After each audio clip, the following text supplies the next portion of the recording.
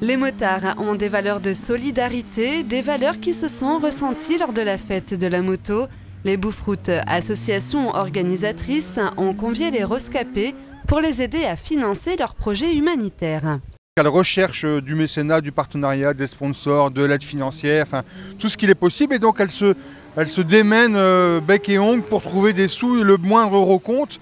Et quand on les a vus à la brocante de la Méronnerie essayer de boucler leur budget, on s'est dit bon, il faut qu'on les aide un peu. L'objectif, déjà, c'est de nous faire connaître. Et puis alimenter notre cagnotte qui évolue en fait tous les jours, tous les mois, grâce en fait aux événements auxquels on organise et on participe.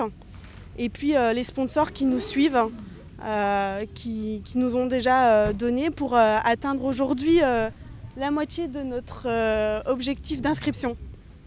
Les rescapés ont besoin de beaucoup d'argent. Rien que l'inscription est de 17 000 € sans compter les autres frais. Dans ça n'est pas compris l'essence, tout ce qui va être problème mécanique. Donc si on est amené à crever, etc., le pneu, il faut le changer. S'il y en a qui ont cassé la clim dans la voiture, enfin voilà, parce que c'est de la location. On ne part pas avec un véhicule. Comme ça, en Argentine, le transport serait trop coûteux. Donc du coup, on a toutes ces responsabilités. Mais également, comme il y a tout le but humanitaire derrière qui est d'aider une fondation d'équinothérapie en Argentine. Donc l'objectif, c'est aussi de venir alimenter ça. Sinon, juste faire un rallye, on s'inscrit dans une agence de voyage et puis on prend un 4x4 pendant 6 jours et on y va.